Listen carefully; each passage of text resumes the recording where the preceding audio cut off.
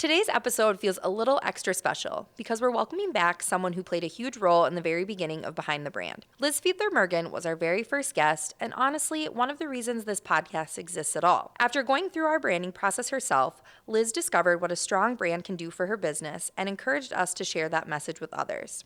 Here we are a year later, and a lot has changed for both of us. Liz has continued expanding her world at Sunny Mary Meadow, opening new spaces like the Bloom Room and the pharmacy. She's currently writing and publishing a memoir and somehow continuing to juggle multiple businesses, many of them right on the same property she calls home. So today, we're catching up. We're talking about what's changed in the last year, what it's been like to grow even deeper into her vision, how she navigates work and life when they live side by side, and what's next for Liz as she enters another chapter at Sunny Mary Meadow.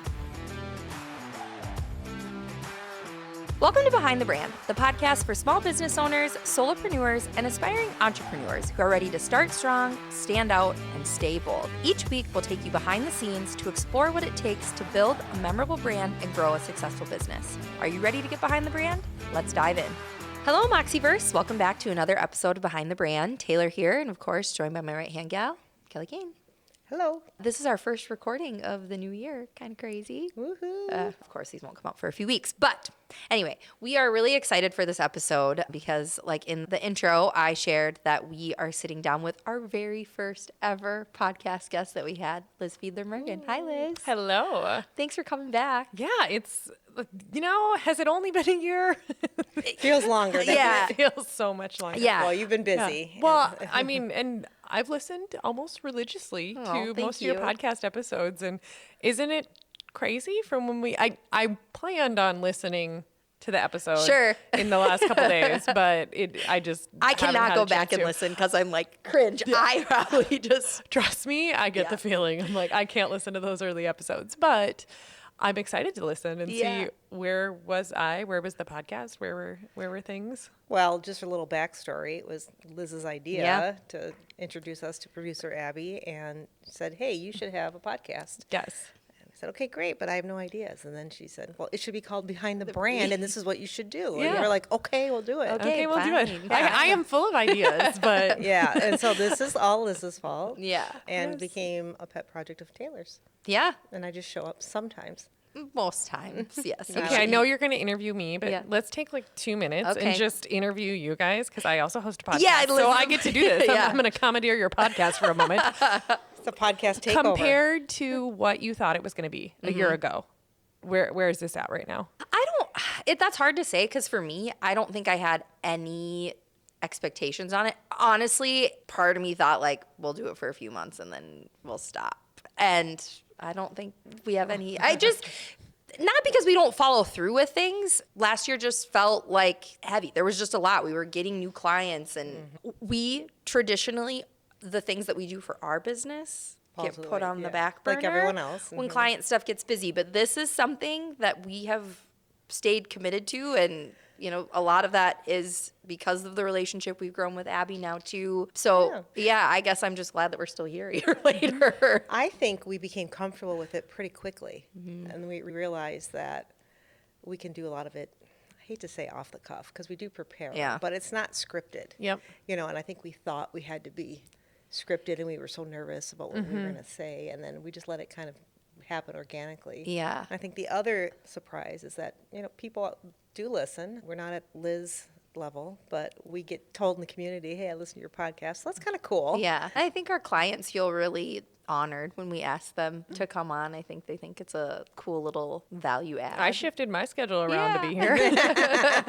I Awesome. think that just one compliment that I want to give to Kelly for sure is, as a relatively new-ish entrepreneur myself, I mean, I've only been an entrepreneur for 5 years, and watching Kelly as a marketing agency hire Abby to do the podcast. In my mind, I'm like, well, they can edit videos and they can do this and they can do this. Why aren't they doing it internally? And Abby and I had that conversation.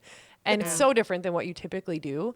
But understanding that, hey, this is probably what makes it work. You guys do what you We do wouldn't do best. it, You yeah. wouldn't Yeah. do it. And No. and you have to focus on the things that are revenue generating otherwise. And guess what? Maybe you're recording for 4 or 5 hours, 1 day a month, but then all the other work. Whereas think of all the work for clients you wouldn't be able to do because you're spending that time internally doing it. Right. And I think I've learned so much in the last, definitely 2 years, but really the last 6 months about delegating and when to hire and what makes the boat go faster and, spend money to make money, whatever. It's so true. And when I watch you guys, what you've done with this podcast and how it works within what you're doing, it just makes so much sense. And obviously I'm Abby's biggest fan, and I think everyone should have a podcast because that's funny because those that have it, I like, put it in every makes proposal sense. now, so I think everyone should have a podcast too. Yeah, the last 3 proposals we've done. Yeah, so Abby might be getting some business. She doesn't know about it yet. Because Abby and I are leaving next week for second time we're going a podcasting conference in Florida, and the number of people that are like, I don't get it. How do you make money? And I'm like, there's 1,000 ways to make money from a podcast. It's not what you need think. to have that discussion. Well, no, I mean, not from a sponsorship, but just in general, engagement and people listening. Yeah. And you don't know who's, they hear it. And this is the best commercial for you guys. They know what they're talking about. They can feel you out and listen if they're choosing between 2 different marketing agencies and they listen to your podcast and they say, hey, Moxie clearly knows what they're talking about. I feel like I know you already. Yeah. I hope clients do that. Or potential clients. I hope that It's they only been a spend some year. time. It's only been a year. Well, I mean, it's also just another way to get content out there. Yeah. Exactly. And SEO Exactly. and everything for our website. Exactly. I think it's a really awesome way for us to, connect with our clients again, but also just connect as a team, not just be talking about the personal thing that happened last night or the client thing that happened or whatever. Like, we actually get to sit down and talk about our craft and learn from one another. And I think that's really fun too. Thank you, Liz. Yes, thank you. So 1 year later for you. Yes. What? Oh my has gosh, how much changed? time do we have? I know. I'm like, oh, Not we much. take a little break. Yeah. No. Is there enough space for you to edit it? Yeah. In your brain. Let's see. So 1 year ago, it was the day that I was entering my meeting for my permit, for my conditional use permit to be able to even go on and build the building. Yeah. It ended up getting approved. Everything was fine from that standpoint. It was always approved.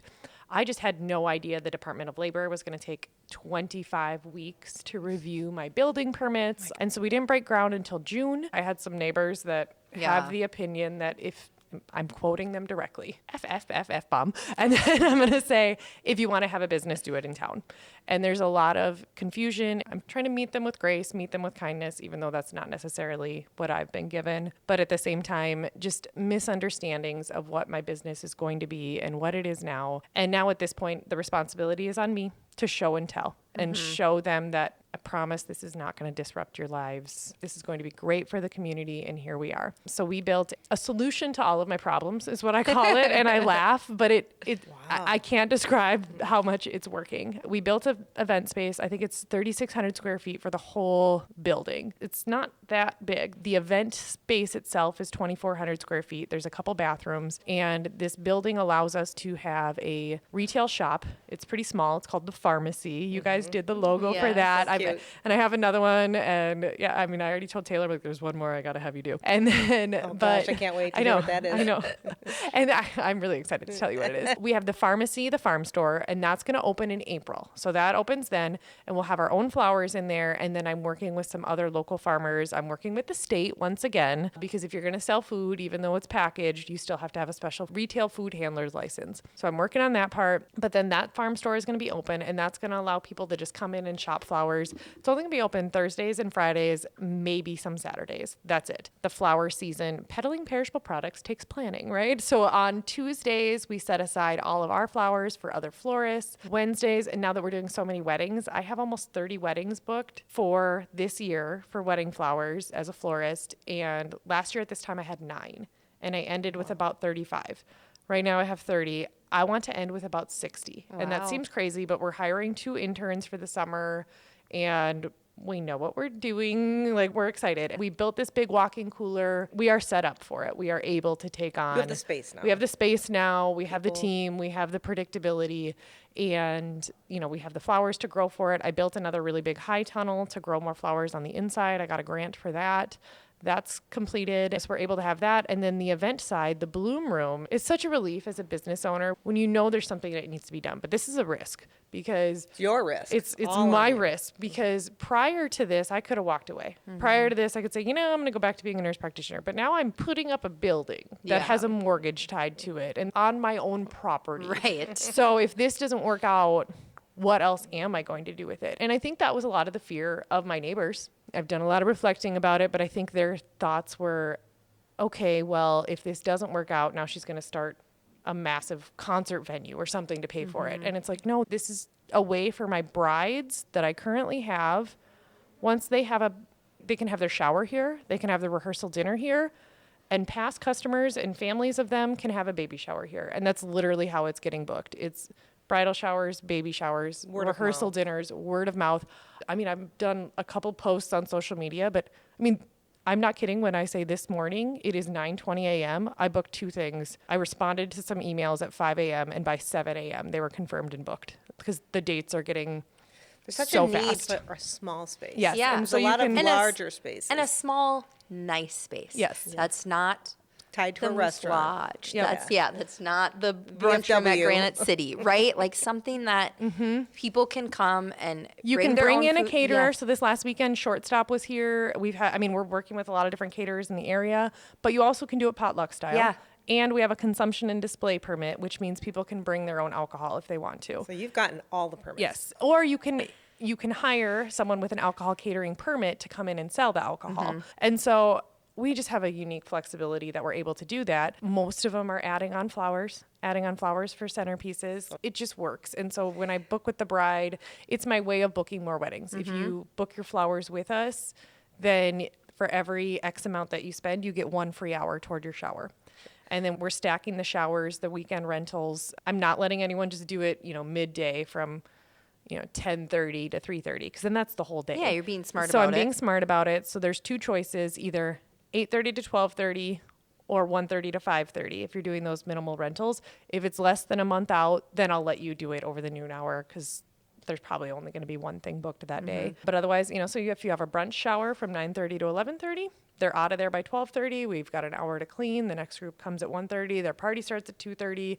It just works. And I'd rather have 2 showers on Saturday than a shower on Saturday and a shower on Sunday. We are doing Sundays, but my point is I'd rather have a full day one day and Right. trying to have someone, lined up to do it. Right. But correct me if I'm wrong, this started, and maybe I am wrong, but it started that you were schlepping your flowers to breweries Oh, and other places to do the yes. make and takes. Yes. And so that's how it started. That's how and- it started. Yeah. This Saturday, I have a group of, it's basically a Christmas party for a team of 12 people, and they're renting the space. If they do it during the week, I don't make people pay the rental space if they're doing a floral activity, but if it's on the weekend, they do have to because Yeah. no one has fought me. As a business expect to owner, pay they're for an like, no, I get it. Yeah. And so they're paying to rent it, and then they're each doing a pretty big floral centerpiece class. I gave them options, and they're like, no, we'll take the biggest one. That sounds cool.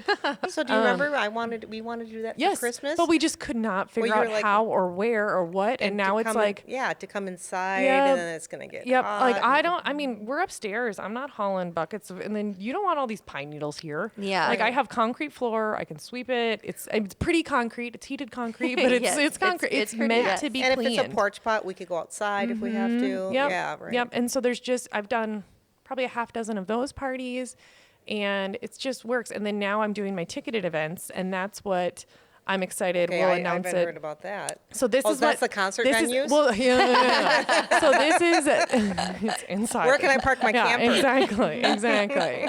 So if you're new here, we have a county commissioner that claims I'm doing WeFest. I'm not kidding. Massive. Maybe Weed Fest. but Yeah, not- yeah. Massive news articles coming out with clickable links to WeFest of 100,000 people, and people. All of a sudden, that's what I was doing. Yes, and they're I know. like, Okay. wow, we don't want that riffraff. I'm like, riffraff? Like, it's a baby. We're making flowers. It's a baby shower. Like, oh my gosh. Those crazy pregnant women. Get back. Yeah. Get back. So We are going to be announcing it in February. So by the time this comes out, we can plan it. We can pre-launch it. But I need Mo to make another logo for me. One more. Okay, we'll get on the schedule. Yep. I know that we said for now. It's an expandable brand. So we are doing Flower League. That sounds up my alley. Yes, Abby's going to do music bingo.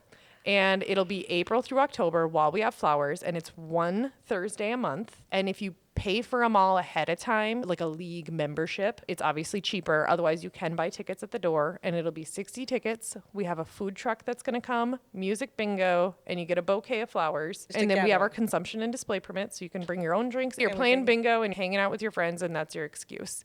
And it's kind of just like a painting party at the bars. Yeah, but like, your husbands go to golf league, you go to flower league. Yeah. And I've had people reach out about cooking classes and cookie decorating and all these things. And perfect. I mean, I have a ton of ideas. We're looking at doing I'm just going to share all my ideas because by the time this comes out, it's going to happen. And now I have to do it because no one can steal it. But we're going to do a brunch series. We're going to do a couple really curated farm to table dinners. It's so fun that you can come up with events too. But this last weekend, I started looking at the calendar and I'm like, okay, there's one day in June that works. Yeah. There's one Saturday in April that's not claimed because Easter's in there.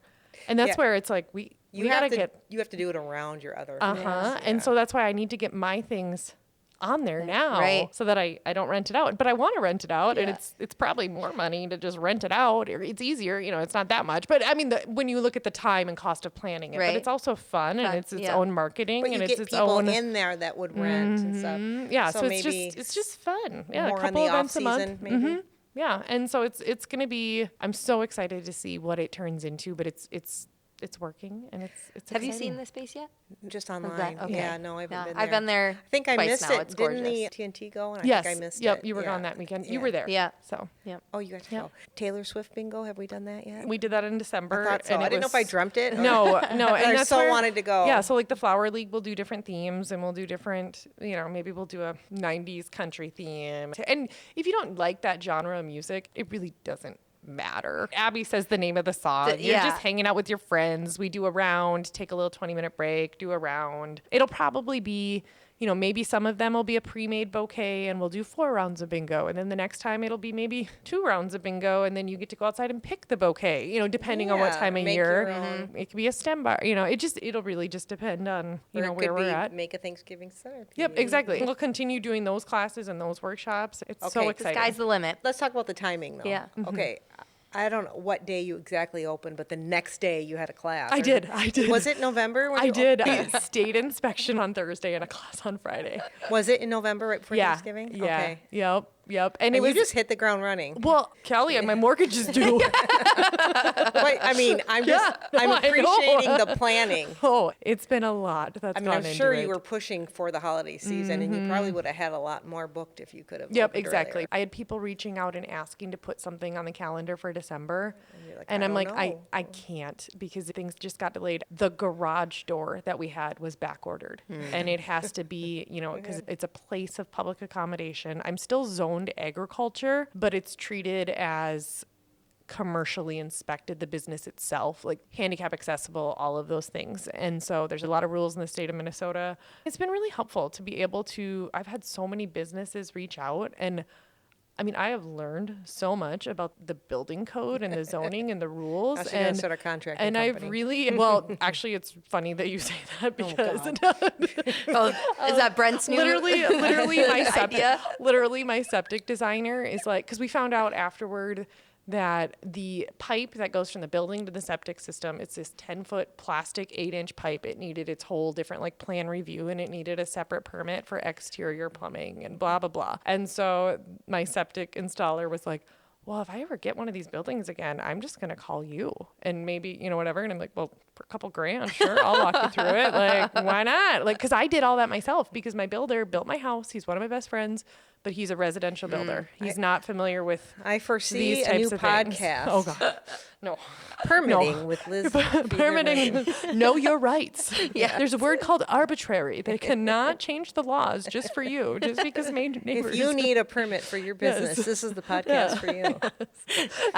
Now I'm sorry. I'm putting more ideas in your head. No. Okay, we need to stop that. No, I think I would poke my eyeballs out. I'm going to be honest. When it comes to the speed of government compared to the speed of I was going to, Liz. business. Yeah. The speed of Liz. Yeah. I'm gonna just be honest. Well, it was patience. You've been planning it. And they're like, oh shoot, for 2 years? Yeah, and they're like, we didn't get to it on this month's meeting. We'll get to it next month. I'm like, Whole month. 2 my God. months? Are you kidding me? And it just, That's hard. So it's hard. congratulations But for being that part's patient. done, and now I'm gonna remodel existing buildings if I expand. We'll put it that way. I'm already like, that one could be remodeled. I'm not building new because I'm not dealing through this again. Yeah. Well, it looks amazing. And Yeah, thank you. congratulations. Very flexible. Yeah. Yeah. Thank you. Excited to attend more events Yeah. and get to see that Wedding. space. Yeah.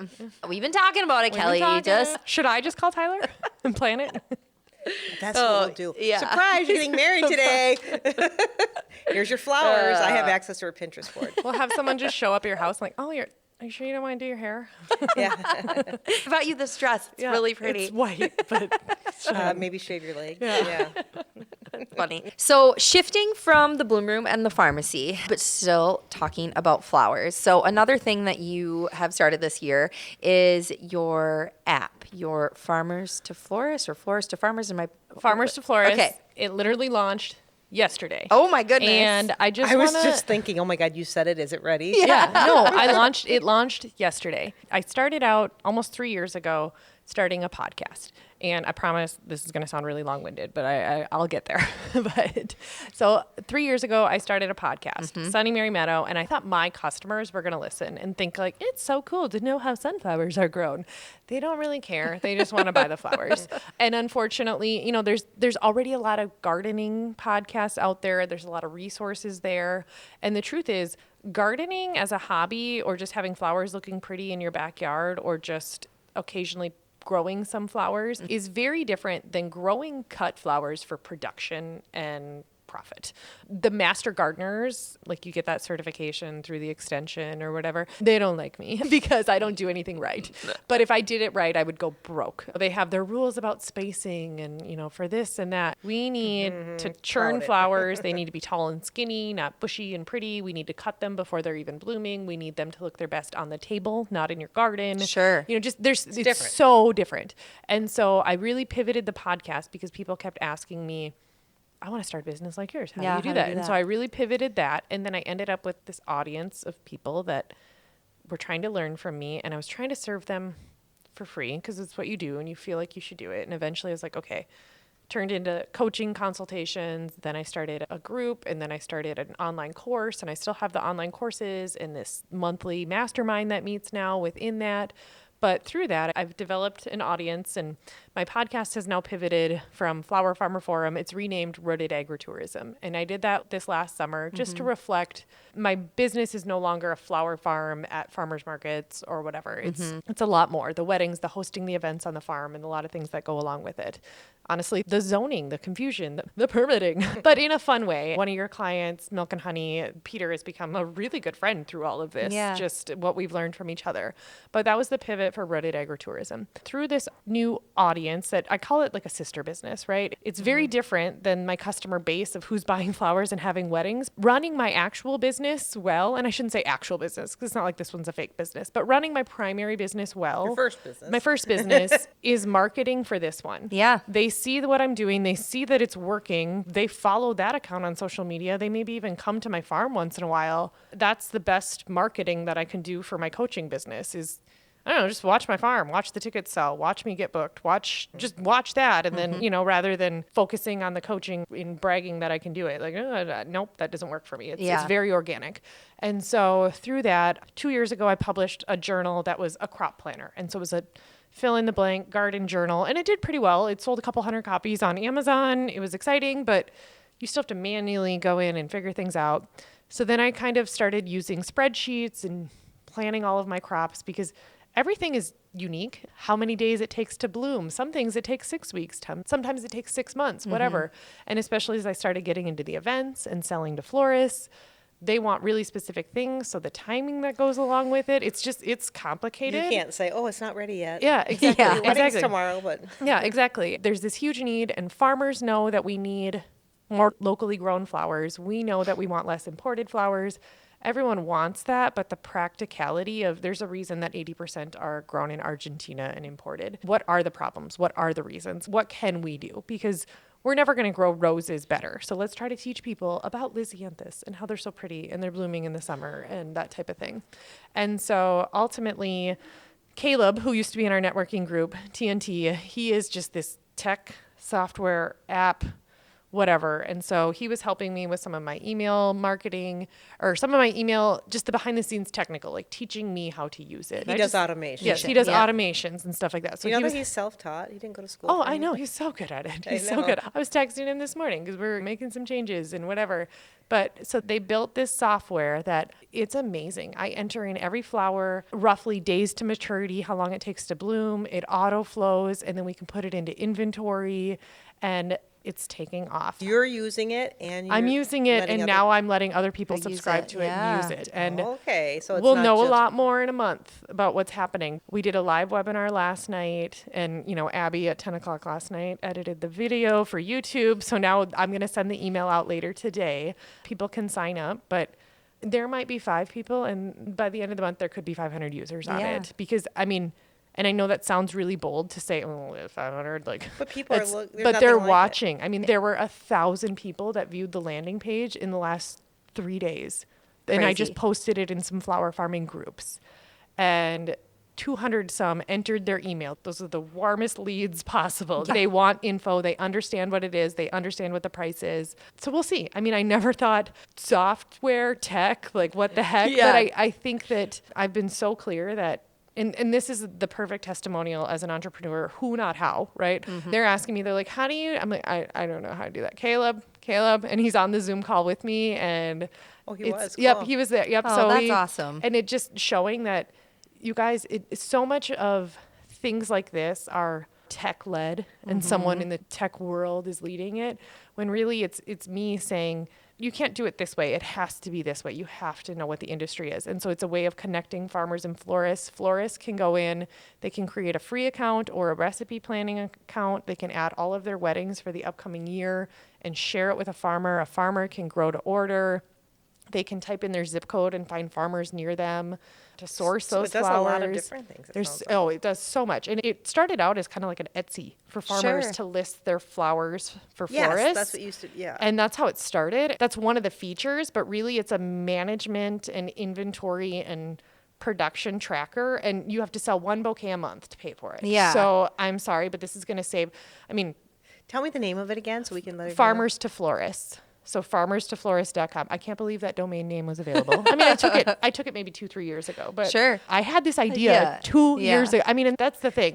Things take time. What I want to say too is if you're listening to this episode and oh my God, this girl's just whatever. 2026 is going to be a really big year for me. I'm manifesting it. I'm knowing it's going to happen, but that's because I've been working toward it for 3+ years, very intentionally. And you're in for it now. Yes. Now it's all coming. Yeah. 2025, the last half of 2025 was so stressful. And it was just everything's on the runway. Mm-hmm. Everything is about to take off, but it's guys, my bank accounts ain't very pretty right now. It's so stressful. It's all these things that I'm just, scrappy, but everything's in place, and now it's happening. And now it's happening. Yeah. But so the app, we'll see. Time will tell. But okay, a year from now, we're going to do another podcast. Yes. And she's going to share her bank account. Yes. Oh, God. Speaking of which, I do have a check for you for my last logo before we do the next one. It was holidays. We were busy. No, you're fine. You're fine. Anyway. We know where you live. Yes. Yeah, exactly. We know where the bloom room is. And if all of what we've just talked about wasn't enough, you are also writing a memoir, and you are this close to the finish line. Pre-orders. Pre-orders are open now. It's been insane. I've learned so much about being an author in the last 5 years, just from FAFO, right? I'm just throwing spaghetti at the wall, and I'm finding out, right? Yeah. It's just this big old experiment. So I had self-published a children's book when Josh passed away. Mm-hmm. And really, it's so good. People just kept pointing me in the right direction of this person will help you. From what I found out, the gal that designed the entire book charged me $300 to completely format a. Trust me, it should have been about $3,000 from what I know now. And then someone else was like, I'll handle uploading it and creating an account and getting an ISBN number. I got really lucky in that people just helped me in doing it, right? The self-published. I don't even know how to self-publish, and I self-published and sold 1,700 copies, and I don't even know how I did it. People asked me, and it was really weird because for a couple years, people were like, oh, you're an author, whatever. I never felt like an author, though. Sure. I'm like, well, I just wrote like a poem, and someone else painted pictures, and someone else did it, and everyone just bought it because they felt sorry for me. Like, I don't know, I'm not an author. That's really how I felt, and that sounds really weird. And then I ended up, publishing some ebooks through a hybrid publisher and the journal. I did like a 50-50 split with a women-owned publishing company in the Twin Cities for my journal, but that was just directly to Amazon only. And so I have been writing this memoir, though, this story, and I didn't even know what it was until a year ago, actually. And it was probably 200 pages about a year ago of a Word document that was just like thoughts and a little story. And I just wrote down, and I started journaling on my computer, not in a notebook, but journaling. I mean, immediately after Josh died, I wrote down everything. At the end of every day, just documented, we did this, we went here, this is what this person said, and just really writing for about 2 months, because I kind of knew in the back of my mind I wanted to remember it. And I know that sounds really weird, like, why would you want to remember this? And I really think that I was trying to remember anything I could about him. And so I started writing these things down, and then it started getting really angry, if I'm being honest. And I was like, I'm going to publish this, and I'm going to title it Shit Not to Say When Someone's Husband Dies, because two things can be true. Sometimes people were saying things that were really rude and insensitive, but also when you're grieving, things land wrong. I did all that, and it was maybe 60 pages or something. And then I just let it sit for a year. And then a year later, I went back to it and read it and was like, oh my gosh, this is really bad. This is like, I didn't delete it, but I was like, this cannot get out there. I won't have any friends left. Like, I can't believe what I wrote about my dad for not helping me with my water softener salt. Like, I was like, he's the worst dad ever. Like, he wouldn't. That's how you felt. He at the wouldn't, time. whatever. And it's like, okay, that's a little unfair. And then it's just every year just added more. And I thought it would be a memoir. And then about 3 years in, I had this flower farm, but really it was nothing like it is now. And I'm not saying it wasn't great, and I'm not saying it wasn't something to be proud of. The story's not there yet. The lessons have not been learned yet. I'm still within it. And so, my story is unique in that I was widowed at 31 from a heart attack, found out I was pregnant after the funeral. I mean, that itself is a story, right? Yeah. It's whatever, but that's not the story. And Right. so I met with a few literary agents trying to pitch my book to not self-publish it, and they all were like, no offense, but nobody's going to care. It's a memoir. I wasn't offended by that. I understood it. And so then I was like, okay, they're right. I can't write a memoir. No one's going to care. I'm going to write a self-help book. I'm going to turn it into whatever.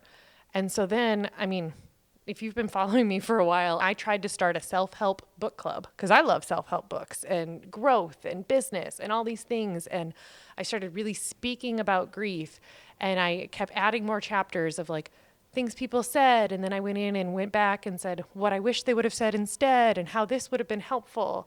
And it didn't feel right, because everything that I felt was, I'd go into widow groups and I was just consuming my time on these Facebook widow groups. And I'm like, I don't belong here. I got this hot and handy fiance. Like, I'm pretty happy. I'm not angry anymore, not moving on, but move it. Like and I had this Bloom and Grow podcast where I was interviewing nonprofits, and most nonprofits start from a really bad story, right? Just trying to make sense out of making something good. Like, I hate to say it, but most nonprofits have a backstory of someone died, someone got cancer, it's like you're helping someone, which is such a great thing. But when you're interviewing nonprofits and asking them their backstory, it can get heavy. And actually, Abby still has the raw file of like, well, I think we have the moment that your life exploded, not exploded, but like, I'm interviewing someone and she's like, actually, I'm not really doing that podcast anymore. And maybe it was either dating after death or something. And we just both had this like, what are we doing here? Like, neither of us want to talk about this. Why are we even? I'm like, I think I'm done. I think this is the last episode of the Bloom and Grow podcast. I think Bloom and Grow is done. Like, I'll keep talking Bloom about and grown. Yeah. it has grown, and I'm just, whatever. And so then Abby convinced me to go to Podfest, and that was when my podcast was really pivoting. I just had the flower farming one, and that's what made me happy, and I was there. And then we're looking at these tracks that you can do at Podfest. And if you're listening and you're interested in podcasting, but not even podcasting, any marketing. And there's so many people there that, I mean, only 5% of people actually host a podcast. Everyone else is just in some sort of industry where that podcast can help. And it's thousands of people. And Abby's like, Liz, go to the author track, because they have different tracks. And she went to the producer track. And I'm like, Abby, we're done. Like, the book has been, I haven't touched it in a year. It's 200 pages of just random shit, self-help. I don't even know. It's a diary. It's not meant to go anywhere. And so she's like, just go. So I go there, and within 5 minutes, I'm going to start crying when I think about it, because it's been a year ago. And the introduction to the first speaker, he goes, how many of you have a book that you haven't finished? And like the whole room of 200 people raises their hand. And he goes, do you know why you haven't finished that book? And he goes, you're writing the wrong book. And he goes, where do you want to be in 5 years? Write the book that's going to get you there. And I immediately knew, you know what? I don't care if no one reads it. This is my story. How Sunny Mary Meadow, how building this business helped me heal, and that I'm doing it because this whole business, and I think that's why I've taken it so personally when neighbors have been so mad. And I know that you shouldn't take business personally, and it's just business, and take it with a thick skin. But my entire business is a love story to my late husband and his mom that I never got to meet. And that's what's so hard for me. And I'm like, you know what? I'm going to write that book, and I'm going to write how that helped me heal. And here I am remarried to the other most amazing person in the world. And it's a love story to both, but it's also self-help, and it's also religion and questioning faith. And it's a memoir, and it's a story. And so anyway, the founder of this publishing company was sitting right next to me, and I started crying, and I didn't know who he was. And I'm like, and he's like, what's going on? And I'm like, I just spilled my whole life story to him in like 5 minutes. And he's like, we need to meet. My name is David. And literally what a journey it has been. And as of yesterday, it is coming soon on Barnes & Noble, and it is in the top 5 out of 4,000 memoirs. And it's like right next to Cher. Like whatever. You're going by one name. I know. And Cher, I know my face is turning red because I'm getting emotional, but on that top 20, like my name does not belong there. We're like It sure Bunny does. XO that's married to Jelly Roll, and Cher Was and just on Armchair, Christina, so she just got all this. Christina Yeah. Bunny? Applegate. Yeah. Bunny? Cher was. Cher was Oh, on shit. Armchair. I'm like Bunny from Jelly Roll. And like the host from Survivor, and you look at this memoir list, and I'm like, I bet yours is I'm more like, interesting. I'm like Liz with 1,900 followers on Instagram, like, ooh. But it That's about doesn't to mean change. it doesn't mean I've sold the most copies. It just means it's resonating, and it just means that people care about the story, and it's meeting the right people. It's not just a memoir. It is grief. It is a romance. It's just a story that I just want it to get in the hands of someone who might need it. And the person that I'm hardest on in the entire book is myself. Brent has not read it fully yet. I've read a lot of chapters to him, but at this point we're waiting until it comes out. And I don't think I'm never going to read it again, because I will read it from a point of like, oh my God, why did I say that? Why didn't I say that? It's done. It's done. Like, it's coming out. It's not changing. Okay, wait a minute. Pause for a second. You wrote this last year with all that other stuff going on? Oh yeah. Between the permits. Oh yeah, part 5 is all about that. There may or may not be a chapter that says don't meet your heroes. But I'm exhausted just No, thinking because about it it. And is I'm part here of it. whining like, I don't want to work so much. yeah, no, I mean, I have put 1,000 hours into it since July, like really editing it, finalizing it. Wow. And now we're launching it, and it's working. We have the Bloom crew, and we're suggesting it to libraries, and it's just so grassroots. And there's some really exciting things. I feel like I'm going to go ahead and just say it, and if it doesn't end up happening, that'll be really embarrassing. But on Friday, there's an article coming out on the Shonda Land blog, because Brent and I got interviewed, and so Shonda Rhimes, who's Grey's Anatomy. So Julia, that's been helping me promote the book, she pitched Brent and I's love story as a unique love story, and it was supposed to feature other couples, and they were like, no, we just want to feature you. And it's this So like, are we going to have a TV show now? like, I don't know what's Okay, going to she's happen. not ruling it out. I don't know Liz what's will gonna not happen. rule that out. Yeah. But like that comes out on Friday, and it's just crazy, these things that keep happening, and like where it's being reached, and it's all just pre-orders, and it's momentum, and It's not just anything. It's No. all your work. I know, Yeah. I know, and it's so surreal, and it does not mean, I mean, to be clear, as of yesterday, I'm not trying to brag. I hope you understand when I say this. It's like, this is insane. And like my book was 5th and Cher's was 6th. But to be clear, Cher has sold. How many books have Cher's had? But I mean, she's sold 100,000 times as many as I have, right? Like it doesn't mean that I've sold more books than people. Yeah. How these rankings work is like currently now, and that's fun. And to it's see, it's like the number of people that click on it that actually buy, and the number of people that share it, and consistent. It's like the orders of 1 or 2 books, not the orders of 500 books, right? But I think that interest can lead to sales, right? Yes. Yeah. Yes. Oh, and that's exactly then it. Like, movies, and I then- don't know what's going to happen. I've learned so much about, I'm saying this now, obviously, like, I will not be on the New York Times bestseller list. It's not possible. Why? Because you got to go buy 50,000 copies yourself. There has to be this without a major media, whatever. But that's okay. That's not my goal. If my goal was to make the most money possible, what I would have done is at an author copy, I would have bought a bulk order, listed on my own website, on my own, Squarespace, point of sale, and then when they come in, I would have shipped them out or have them available for picking up. That's how I would have made the most money. But that's not my goal. My goal is to get it in the hands of libraries and to get it in the hands of people that need it. And so in order to do that, we tell everyone buy it on Barnes & Noble, not on Amazon. Buy it on Barnes & Noble because that's respected by the indie bookstores. They play really nice with indie bookstores and libraries and all those things. And then if we point everyone there in the pre-sale, then it shows up in the coming soon. And then it gets recommended. And then the physical bookstores buy it. And like that's how it gets momentum. But if I bought copies at bulk, I'm making, 75% of the price is coming to me. Like that's the most money. I'm getting like $1 a book. Like this is not, by the time everyone gets their cut. But that's not the overall goal. And the goal is, truly from a business standpoint, yes, it's marketing for my farm. It's overall, like the longevity and the legs of it. I've learned so much about why it's so important to have a goal as an author. It's been crazy. But Well, cool. and so we'll see what happens. Maybe next week it's like, oh yeah, you're number 500.